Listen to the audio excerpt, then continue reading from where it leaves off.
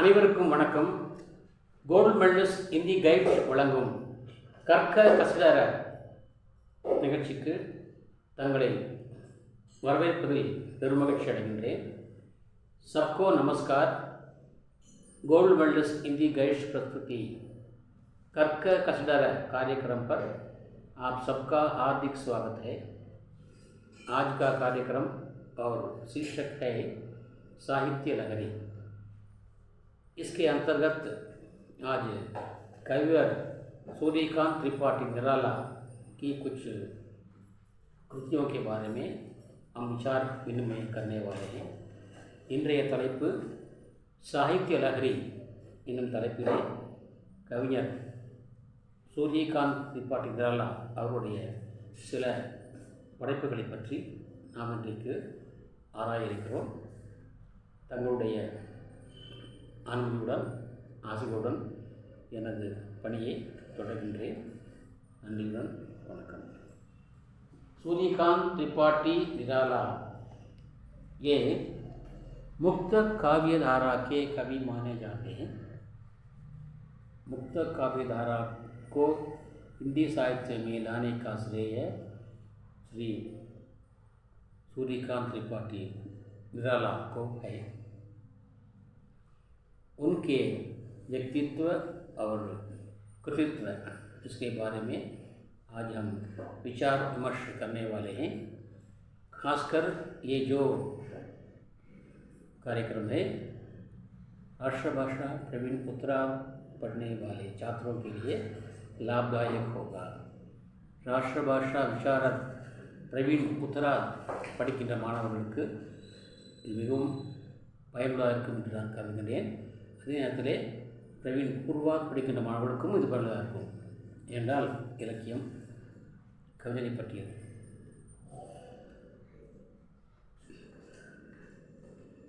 आपका जन्म 1896 में महिषादल बंगाल में हुआ था.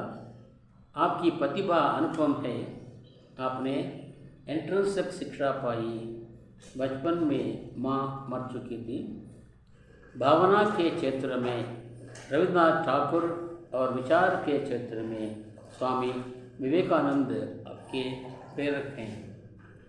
உணர்வுகள் என்ற துறையை பார்த்தோமானால் இவருக்கு ரோல் மாடலாக இருந்தவர் கவிந்திர ரவீந்திரநாத் டாகூர் அவர்கள். மேலும் சிந்தனை துறையிலே இவர் ரோல் மாடலாக இருந்தவர் சுவாமி विवेकानंद. आप युग प्रवर्तक तथा हिंदी के महाप्राण माने जाते हैं. இவர் கவிதையிலே புதிய யுகத்தை படைத்தவர் மற்றும் இதனுடைய மகாபிரான் என்று அழைக்கப்படுகிறார். நாம் விடுகின்ற மூச்சு அல்ப பிரான் மகாபிரான் சொல்கிறார்கள். நாம் விடுகின்ற மூச்சில் பெருமூச்சு வாங்கும்போது நாம் மூச்சு எடுக்கின்ற பொழுது அது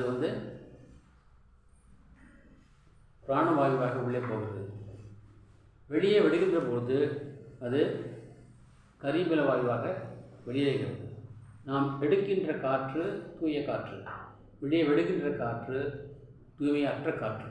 ஆகவே மகாபிரான் என்பது நாம் மூச்சு எடுக்கின்ற காற்று. இவர் இந்திக்கு மூச்சை தருகின்ற காற்றாக இவர் கருதப்படுகிறார்.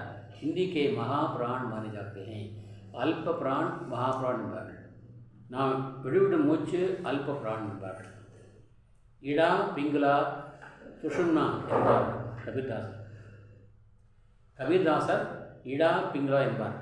நாம் இடது பக்கமாக விடுகின்ற மூச்சு இடா, வலது பக்கமாக விடுகின்ற மூச்சு பிங்களா.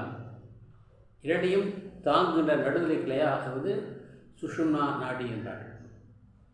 இப்படி நாம் நம்முடைய மூச்சு விடுகிறோம் அல்லவா, அதுக்கு 3 பிரிவாக பிரித்திருக்கிறார்கள்.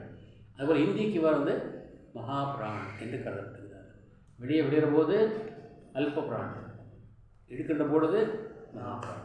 அதான் சொல்வார்கள், பிராணாயாமம் சொல்கிறார்கள் இல்லையா, மூச்சு பயிற்சி சொல்லுவாங்க.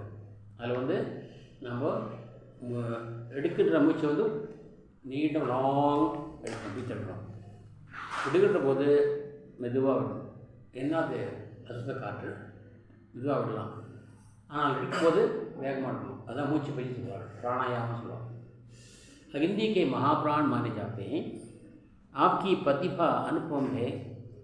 आपके एंट्रेंस शिक्षा पाई व्यक्तित्व, आप युग प्रवर्तक तथा हिंदी के महाप्राण माने जाते हैं। छायावादी और रहस्यवादी चित्रण तथा கோமலகாந்த பதாவலி आपकी प्रमुख विशेषता है. இவருடைய படைப்புகளில் பெரும்பாலும் சமஸ்கிருத வார்த்தைகள் கலந்திருக்கும். இருந்தாலும் கூட இவருடைய அந்த வேர்ட்ஸ் லைன்ஸ் சாஃப்டாக இருக்கும், மென்மையாக இருக்கும், அதே நேரத்தில் அழகாகவும் இருக்கும். என்றால் கிளிஷ்டு சொல்வார்களே, அந்த தன்மை இவருடைய வரிகளே இருக்காது. आप जिंदगी भर अभावग्रस्त रहे. சேர்ந்தே இருப்பது வறுமையும் பொறுமையும்பார்கள். இவரும் அப்படிதான் வாழ்நாள் முழுக்க குறைகளால் சொல்லப்பட்டிருந்தார், வறுமையிலேயே வாடியவர். ஆனால் சரஸ்வதி கடாட்சம் அவருக்கு நிறைய இருந்தது. புலமையிலே அவர் நம்பர் ஒன்றாக இருந்தார். ஆனால் செல்வத்திலே அவர் கரை சேர்ந்தார். மிக தாழ் நிலையிலே, மிகுந்த துன்ப நிலையிலே வாழ்ந்தவர் சூரியகாந்த் திரிபாठी நிரலா.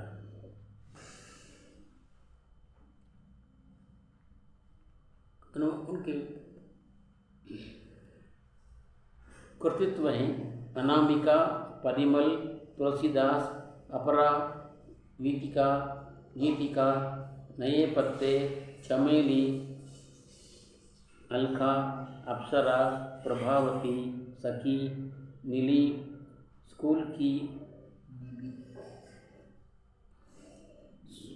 सुकूल की बीवी, कुल्ली बाट आदि. आप सफल अनुवादक भी रहे, ट्रांसलेटर இருந்தார், சிறந்த ஒரு ट्रांसलेटर आल्सो. काव्य विशेषताएं मैं और तुम, ये यहाँ पर इस उत्तरार्ध की जो नियत पाठ्य पुस्तक है उसमें इनके 2 या 3 बताए हैं. उनमें से मैं और तुम ये कविता जो है उसके बारे में कुछ झांकियाँ. मैं और तुम, इसमें आप अपना संबंध उस विराट रूप भगवान के साथ जोड़ते हैं. विराट रूप भगवान के साथ जोड़ते हैं. இறைவனை மிக சுலப மூர்த்தியாக பார்க்கிறோம். ஆனால் தன்னையும் அவரோடவர் சேர்த்துக் கொள்கிறார். நீ கடவுள். ஒரு பாட்டு வரும், உன் சமையல் நான் இனிப்பா சர்க்கரையான பாட்டு வரும். அதுபோல் தான் இது. இறைவனுடைய அடியிலே மடியிலே நீ வேற நான் வேறு அல்ல என்று அந்த அத்வைத்த भावनाவை சொல்கிறார். சரி, ब्रह्म और जीव के संबंध में பார்த்தீங்களா, आप विचारधारा अद्वैत भाव की है. பிரம்மா, ஜீவாத்மா, பரமாத்மா என்ற பார்வையிலே வருகின்ற பொழுது இவருடைய கருத்துக்கள் அத்வைத்தம், துவைத்தம் இல்லை. ஜீவாத்மா परमात्मा இரண்டு கிடையாது, இரண்டுமே ஒன்றுதான். जैसे तुम शिव हो मैं हूँ शक्ति, तुम शिव हो मैं हूँ शक्ति என்றால் சக்தியிலேயே சிவமில்லை, சிவமில்லையே சக்தியிலே பார்கள். அதுபோல तुम यश हो मैं हूँ प्राप्ति, நீ புகழ் என்றால் நான் அதை அடைவது, அடைபவன் நான். அப்போது அடைபவன் இல்லாமல் புகழ் இல்லை. புகழ் அடைத்தான் எல்லாரும் விரும்புகிறார். जागो पर एक बार. अर्थ कविता, इसमें कवि सांसारिक कर्तव्य से विमुख व्यक्ति को प्रकृति के प्रसादनों के द्वारा जागृति दे रहे हैं. வாழ்க்கையிலே தன் கடமை யாரெல்லாம் மறந்து விட்டார்களோ, கடமையிலிருந்து யாரெல்லாம் தவறி விட்டார்களோ அப்படிப்பட்ட மனிதர்களை அழைத்து கூப்பிட்டு அவர்களுக்கு கடமையினுடைய பாதையை சுட்டி காட்டுகிறார். எப்படினால் இயற்கையின் வாயிலாக, இயற்கையை மீடியாவாக வைத்து அவர்களுக்கு நல்வழி காட்டுகிறார், விழிப்புணர்ச்சி ஏற்படுத்தார். ஏசே உதாரணமாக, ஜாகோ பிர் ஏக் பார், நீ உரை கொண்டிருக்கிறாய், மீண்டும் ஒருவரை விழித்து எடு. யார் ஜகாते हुए आरे सब तारे तुम्हें. तारे तारे कब आते हैं? स्टार्स எப்போ வரும்? இரவிலே வரும். அது எப்போ போவோம்? காலையிலே அதிகாலையிலே போயிடும். அந்த போகும்போது சொல்லுதாம்மா அந்த ஸ்டார்ஸு, அப்பா நான் போயிட்டுருக்கேன், நான் போகிறேன், இப்போ வந்து தூங்கக்கூடாது, நீ வந்து விடிக்கணும் எழுன்று அவர்கள் போகும்போது சொல்லிக்கொண்டே போயினேன், பலமுறை சொல்லிக்கொண்டே இருந்தன, எழுந்திருப்பா எழுந்திருப்பா என்று. ஆனால் நீயோ அதை கேட்கவே இல்லை. விம்மியங்கள் கூட தன்னுடைய வேலையை முடித்து கொண்டு சொல்கின்றன, நீ வேலையை முடித்து உறங்குகிறாய், எழ மறுக்கிறாயே ஏன் என்று கேட்கிறார். அருண பங்கு தருண கிரண், அதோ பார் சூரியனுடைய கிரணங்கள், புதிய கிரணங்கள், இளமை கிரணங்கள் இதோ வெளியே வந்துவிட்டான. நான் போகின்றேன், அவர் வந்துவிட்டார், என் டியூட்டி முடிந்தது, இப்போ அவர் டியூட்டி ஆரம்பமாகிவிட்டது, உன் டியூட்டி இருக்கவே இல்லையே, ஜாலுக்கு அம்மா டியூட்டி ஆரம்பித்தது என்று கேட்குறார். ஆகவே ஜாகோ பெரிய எக்பார் அப்படி விடுத்திருப்பார். அருண பங்க தருண கிரண கடி போல் ரகி துவார், வாசல் நிற்குது பாரு, சூரியன் விழுது பாரு. நாங்கள்லாம் ஒன்று மாதிரி இருக்கும்போது படிக்கின்ற பொழுது சண்டையை கூட நேரம் ஆரம்பிக்க இருக்கணும். வீட்டில் பெரியவர் சொல்லுவாங்க, 4:30 மணிக்கு எழுந்து கொள்ள வேண்டும், ஒவ்வொரு நாளும் எழுப்பிட்டுருவாங்க. எதாவது டூ சம்திங், எதையாவது செஞ்சுட்டு இருக்கணும், எழுதணும், படிக்கணும், எதாவது பண்ணணும். ஆனால் உறங்கக்கூடாது என்பார்கள். அந்த மறுநாள் லீவு என்று சொன்னால் சண்டேனா நான் உறங்க பார்ப்போம், லீவு தான் நம்ம ஸ்கூலுக்கு கிடையாது என்று சொன்னால் அப்போது சொல்லாதோ பார், சூரிய கிரகங்கள் எழுந்து நம்ம வீட்டுக்கு வந்து நம்ம ஜன வழியாக வந்து ஒரு படுக்கையை தொட்டு பாரு, உன்னுடைய உடம்புல வந்து படுத்துப்பார், அவ்வளோ சீக்கிரமாக செய்து படும்போது நீ தூக்கலாமா என்று என்னுடைய பெற்றோர்கள் சொல்வார்கள். அது வந்து அது இங்கே சொல்ல பாருங்கள், சூரிய கிரணங்கள் எழுந்து வெளியே வந்து வானத்திலிருந்து கீழே வந்து நம் வீட்டுக்கு வந்து ஜன வழியாக உள்ளே வந்து நம்மை தட்டி எழுப்புகிறதே, நீ இன்னும் தூங்கலாமா? இயற்கை விழிக்கின்ற பொழுது நீ ஏன் விழிக்கக்கூடாது? விழித்திருந்தார். கடி கோல் ரகி துவார், கதை தொடர்தாமா, கதை உள்ள வருது இல்லையா, ஜன்னல் வழியாக உள்ளே வலிக்கிறது சன்ரைஸ். ஆகவே ஜாகோ பெர் ஏக் பார், நீ மீண்டும் விடுத்தெடு, இன்னும் நீ உறங்கிக் கொண்டிருக்காதே. நீ வந்து இயற்கையை உனக்கு இதாக ஒரு உனக்கு தூண்டி பிடிக்கின்ற ஒரு தூண்டுகோலாக இயற்கையை கருதிக்கொள், அதை நீ ஃபாலோ பண்ணு, ஒபே பண்ணு. ஒரு கவிஞர் பாடினார், போர் படையில் தூங்கியவன் வெற்றி இழந்தான், உயர் பள்ளியில் தூங்கியவன் கல்வி இழந்தான், கடையில் தூங்கியவன் முதல் இழந்தான், கொண்ட கடமையில் தூங்கியவன் புகழ் இழந்தான் என்று பாடுவார். அதுபோல் தூங்காதே, எழுந்திரு என்று சொல்கிறார். சரி, பகவான் புத்தகை பற்றி அடுத்த கவிதை. பகவான் புத்தரை பற்றி, ஆசையே அழிவுக்கு அடிப்படை என்று போதனை செய்த भगवान बुद्ध पற்றி, विज्ञान के विकास ने संसार को सुविधाओं से भर दिया है. இன்றைக்கு அறிவியல் வளர்ச்சியானது உலகப்புறாவும் நிறைய வசதிகளை தந்திருக்கிறது. உதாரணமாக ஏற்றுக்கொள்ளுங்கள், நீங்களாம் எங்கேயோ இருக்கிறீர்கள், நம்முடைய இந்த நிகழ்ச்சியை கண்டும் கேட்டுக்கொண்ட மக்கள் வந்து அவர்கள் வீட்டில் இருக்கீங்க, எங்கேயோ இருக்கிறீர்கள், ஆனால் இங்கிருந்து நாங்கள் இந்த நிகழ்ச்சி நடத்துகிறோம், நீங்கள் பார்த்து படித்து பயன்படுகிறீர்கள் அல்லவா? அந்த பயன் எங்கிருந்து வந்தது என்றால் அது அறிவியல் நமக்கு தந்தது. தொலைக்காட்சி மூலமாக நம்ம எங்கோ நடக்கிற மேட்ச் பார்ப்போம், அது யார் தந்தது? அறிவியல் தந்தது. இன்றைக்கு எந்த ஒரு உடனே அனுப்பிச்சிடணும், பண பரிவர்த்தனையா ஒரு செகண்டில் போய் சேர்ந்தது. அன்றைக்கு அப்படி இல்லை, போஸ்ட் ஆஃபீஸ் போகணும், எம்மோ டீட்டெயில் இருக்கணும். இப்பொழுது விஞ்ஞானம் வந்து வளர்ந்து நமக்கு நிறைய வசதிகளை தந்திருக்கிறது. परंतु ஆனால் परमाणु शस्त्र के निर्माण ने संसार को विनाश के कगार पर पहुंचा दिया है. ஆனால் விஞ்ஞானம் வளர்ந்திருக்கிற ரைட்டு, ஆனால் அணு ஆயுதங்கள் இருக்கிறதா, அது வந்து நம்ம வந்து அழிவினுடைய உச்சிக்கே கொண்டு போய் சேர்க்கிறது. ககார் என்றால் நதி கா ஊஞ்சா கினாரா. நீங்கள் பார்த்துருக்கீர்கள், ஆறுகளிலே வந்து கரை இருக்கும். சில ஆற்று வந்து கரை ரொம்ப உயர்ந்திருக்கும். உயர்ந்து கரைக்கும் போது அந்த தண்ணி வந்து அடிக்கிற பொழுது அந்த அந்த கரைக்கு அடியில் போயிட்டு அப்படியே இதாக இருக்கும், கூலாக இருக்கும்.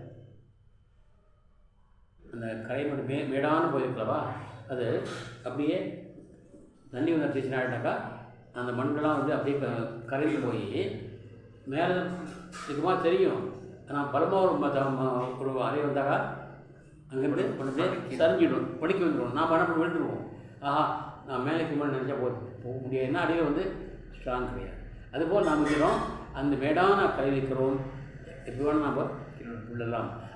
அந்த விழுவளவு செய்திருக்கிறது அந்த அணுசக்தி ஆயுதங்கள் நம்ம செய்திருக்கிறது. இதுக்காக பார்க்குறோம் ரஷ்யாவுக்கும் உக்ரைனுக்கும் எவ்வளோ பெரிய சம்பந்தம். ஆக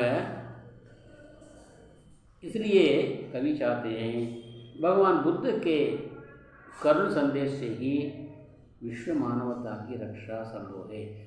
அவர் புத்தருடைய அந்த கருணை மயமான மெசேஜை நம்ம ஃபாலோ பண்ணணும்.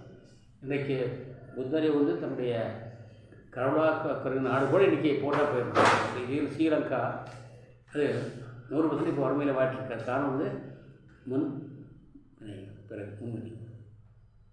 जैसे भिन्न भिन्न रूप से भिन्न भिन्न धर्मों में गर्भित ये भाव मानव न रहे करुणा से वंचित.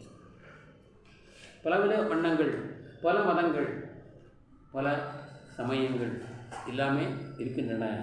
ஆனால் மனிதர்கள் சஞ்சித்ய பாவ் உணவுகள் வந்து உணவுகள் ஒன்று சேர்க்கப்படவில்லை. உணவுகள் மாறிய காரணத்தினாலே ஒருத்தர் பகையாக கொண்டு அடிக்க பார்க்கின்றார்கள். ஆகவே அவன் வந்து வாழ்க்கை வந்து கருணைமயமாக இல்லை. நம்மளோட போதானா அவங்களும் என்ற உணர்வு அவர்களுக்கு இல்லை. இப்போ ரஷ்யாக்காரன் உக்ரைன் எடுத்தால் அங்குள்ள மக்கள் என்ன பண்ணாப்பா, அந்த மக்களுக்கு கருணை வரவில்லையா அவர்களுக்கு? அப்போ கருணை வந்தால் ஏன் அடிக்க போகிறாங்க? ஆக அறிவியல் சாதனங்கள் புத்தருடைய அந்த போதனைகளை மறந்த காரணத்தால் கொடுக்கிறது. அடுத்தது छायावाद. छायावाद के स्तंभ माने जाते हैं. निराला छायावाद तूण என்று கருதப்படுகிறார். छायावाद प्रकृति के हर कार्यकलापों में मानवता को देखना छायावाद है. இயற்கையுடைய அனைத்து செயல்பாடுகளும் மனிதத்தன்மையை நாம் பார்த்து அதை உணர்ந்து அதன் அடிப்படை வந்து எழுதுகிற அந்த கவிதைக்கு பேர் தான் छायावादी कविता என்று சொல்வார்கள். அது छायावाद என்று சொல்லப்படுகிறது. प्रकृति का मानवीकरण छायावादी शैली की मुख्य विशेषता है. प्रकृति का मानवीकरण छायावादी शैली की मुख्य विशेषता है. कवि संध्या को बिल्कुल मानवीकरण का रूप दिया है. कवि ने संध्या को मानवीकरण का रूप दिया है. बिल्कुल मानवीकरण का रूप दिया है. एब्सोल्युटली मनिधावे वर्तिकार. दिवसावसान का समय मेघमय आसमान से उतर रही है संध्या सुंदरी परी सी धीरे धीरे. दिवस का अवसान पगल பொழுது முடிய போகிறது. அந்த முடிகிற நேரத்திலே மேகங்கள் சூழ்ந்த வானத்திலிருந்து கீழே இறங்கி வருதாமா, மெதுவாக இறங்கி வருதாமா. இது சந்தியா சுந்தரி மாலைகின்ற அழகி இறங்கி வருகிறாள். எப்படி வராமா? மெல்ல மெல்ல வருகிறாள். அப்போ இங்கே மாலை என்பது பிரகிருதி, இயற்கை. அங்கே என்ன பார்க்குறோம்? மாலை என்கின்ற அழகியை நாங்கள் பார்க்கிறோம். அது இயற்கை நாங்கள் பார்க்குறோம், மனிதனாக பார்க்கிறோம். ஸோ நம்பர் छायावाद. பிரகதிவாதிகள், அதுவும் பிரகதிவாதினா முன்னேற்ற கருத்துக்களை சொல்கிறது பிரகதிவாதி கவி. நிரலாஜி प्रगतिवादी तथा यथार्थवादी कवि ने आपकी साम्यवादी तत्व का मानवीकरण उदाहरण किए. साम्यवादी कम्युनिस्ट கருத்துக்கள் சொல்கிறார். அதே இடத்துல கம்யூனிஸ்ட் கருத்துக்கள் சொல்கிறார். சொல்ல பாருங்க. वो तोड़ती पत्थर देखा मैंने उसे इलाहाबाद के पथ पर. இவர் தன் காரில் நண்பரோடு போயிட்டு நண்பரோட காரில் போயிட்டு இலாஹாபாத்தில் போத பாதை வர வழியில் தான் நிற்க கடுமையான ஹாட் சம்மர் சீசனு. இவர் போய் கொண்டிருக்கிறார். ஒரு பெண், ஒரு ஏழை பெண் இந்த ரோட்டில் வந்து கொண்டு கல் உடைக்கிறாள். அந்த அந்த கல் உடைக்கின்ற அந்த பாதத்தை அந்த பெண்ணுடைய நிலைமை பார்ப்பதற்கு மிக பரிதாபமாக இருக்கிறது.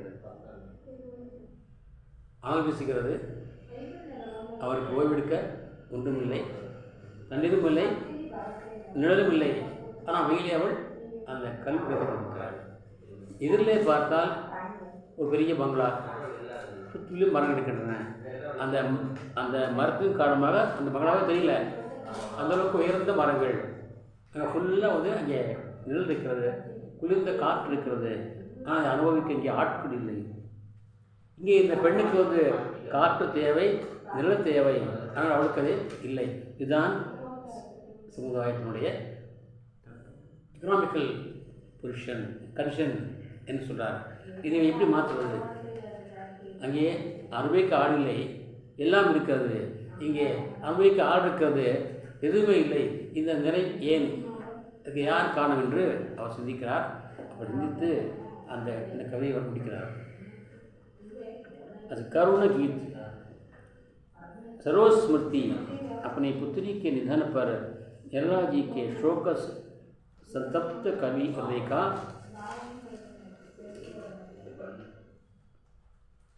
संपूर्ण संवेदन करुणा के रूप में इस पद्य में प्रवाहित हुआ है. सरोज स्मृति தன்னுடைய மகள் இறந்தபோது அவளை அந்த இரங்கற் பாடியுள்ளார் கவிஞர். உலகத்திலேயே வந்து நிறைய பேர் இரங்கற்பா பாடிக்கிறார்கள். ஆனால் இதற்கு இணையான ஒரு இரங்கற்பா இதுவரைக்கும் வரவில்லை என்பார்கள். இங்கே கருணை வெள்ளம் அதை படிக்கின்ற பொழுது பெருக்கெடுத்து ஓடுகிறது. वो अब तक हिंदी में दिए गए शोक गीतों में सर्वश्रेष्ठ माना जाता है. वो वात्सल्य एवं आत्मपीड़ा का सजीव चित्रण है. ஒரு பக்கம் பாசம், ஒரு பக்கம் ஆன்மாவுடைய வேதனை, அவனுடைய உயிருள்ள படைப்பு தான்.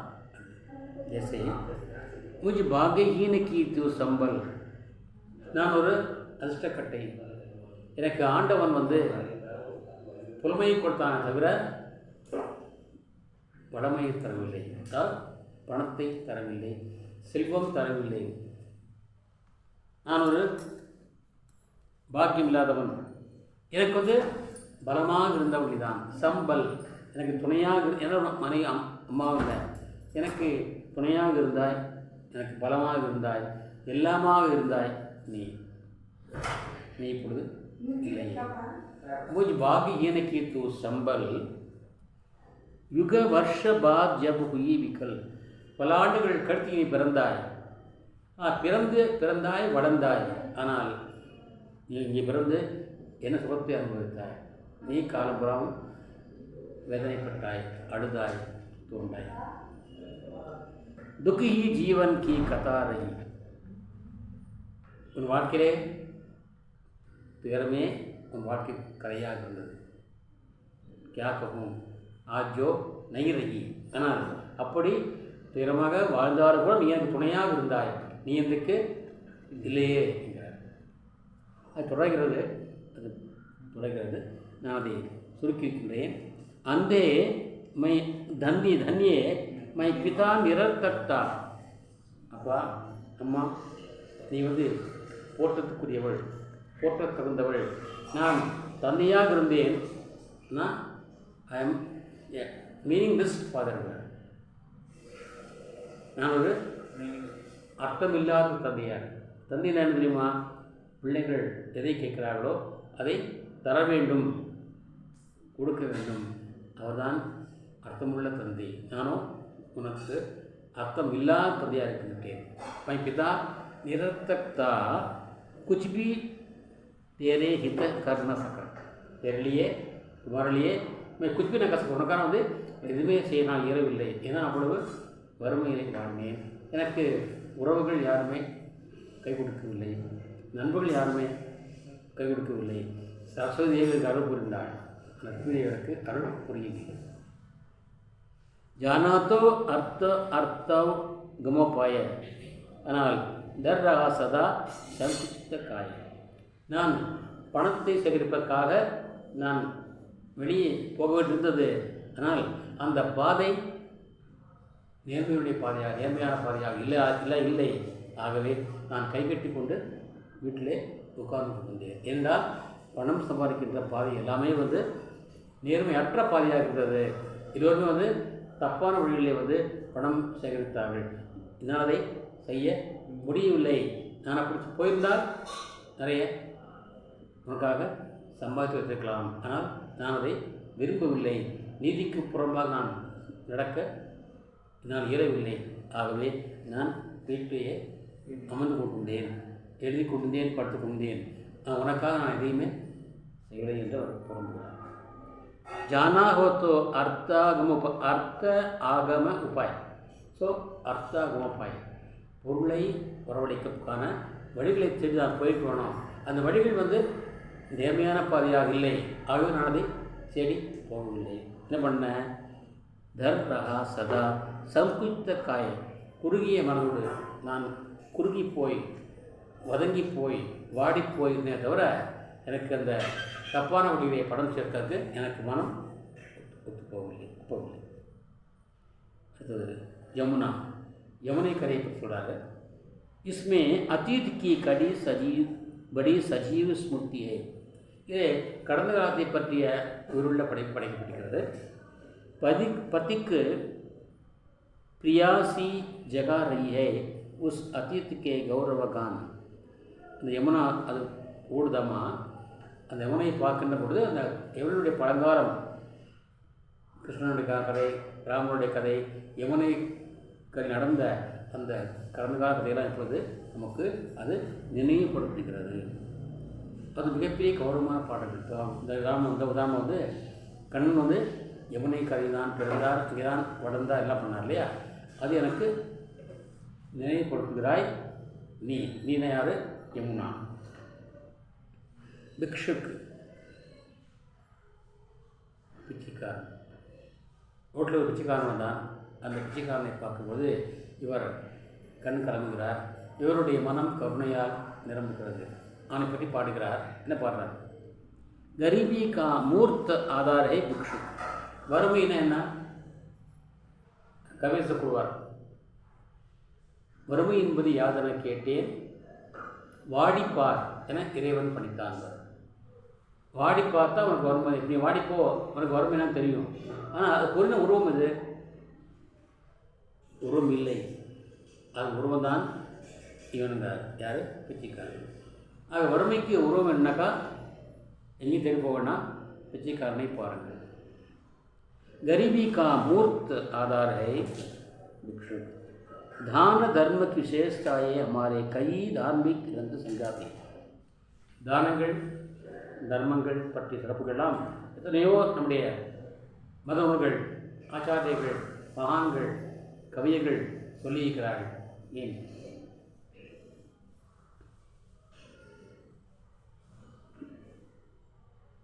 நாம் இப்போ படிச்சிருக்கோம். தான், துரந்தான், மகாதான். தானமா உடனே கொடு, மகாதான். துரந்தான், மகாதான் இல்லையா? அப்போது நம்மிடம் உள்ளதை பிறருக்கு கொடுக்க வேண்டும். पानी बाड़े नाव में कबीरदास, घर में बाड़े दाम, दो हाथ ஒலிச்சியே ஏகி சஜ்ஜன் கோய் காம். அது மாதிரி நிறைய கவிதைகள் தானத்தை பற்றி சொல்லிக்கிறார்கள். சொல்லி இருந்தாலும் இந்த நிறைய ஏன் தெருவில் பிச்சைக்காரன் பிச்சைக்கிட்டு வருகிறார். परंतु ஆனால் आधुनिक परिवेश में इसका असर कुछ ही लोगों पर पड़ा है.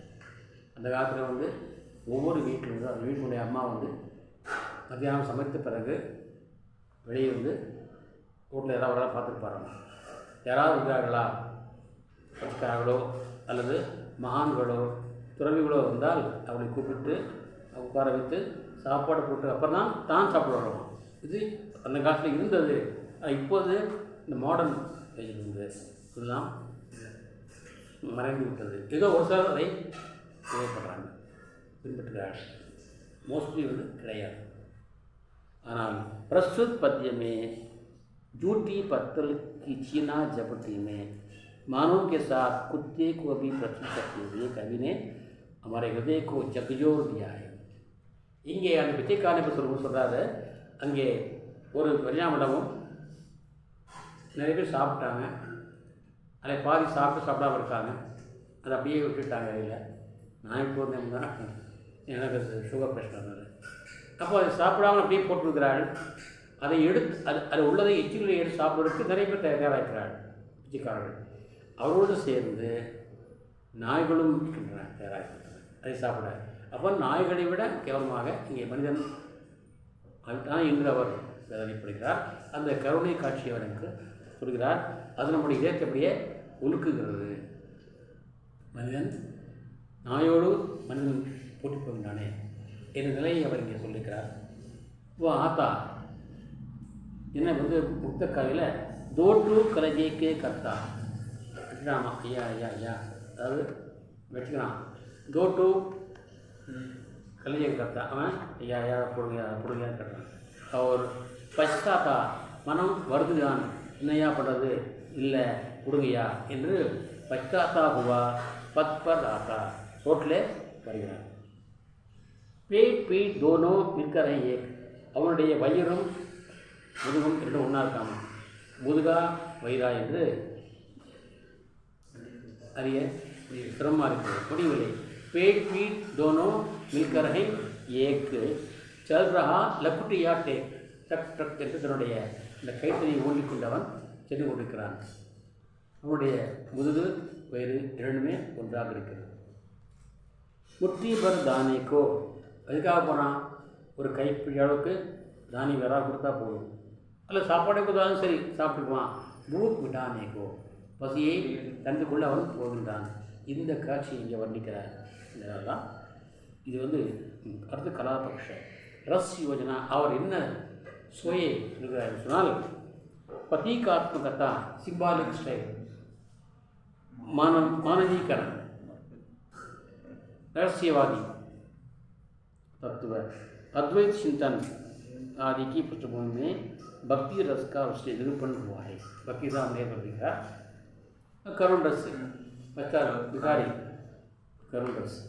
चंद योजना गेय काव्य की सृष्टि करने का श्रेय निराला जी को ही है. गेय काव्य था, इधर நாம் கவிதையாக படிக்கலாம், பாடவும் செய்யலாம். அதான் गेय काव्य. அதை படைத்த பெருமை இவரையே சாரும். भाव आप मुक्त चंद के ही जन्मदाता.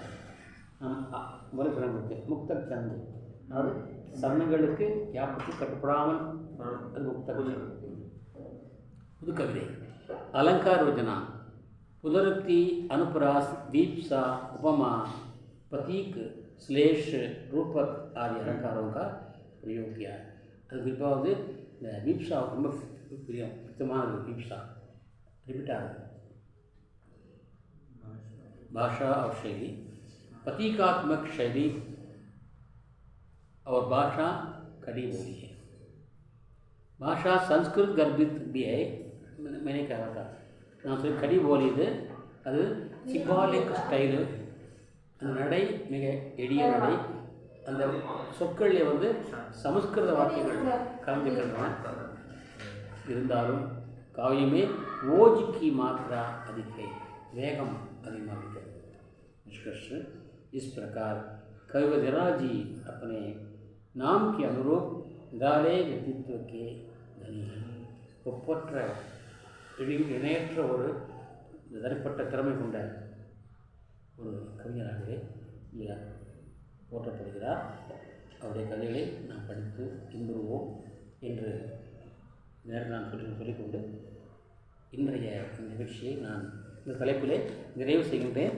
நாளை மீண்டும் ஒரு புதிய தலைப்புடன் தங்களை சந்திக்கின்றேன். அதுவரைக்கும் விடைபெறுவது தங்கள் सुंदरराजन सिरपुर.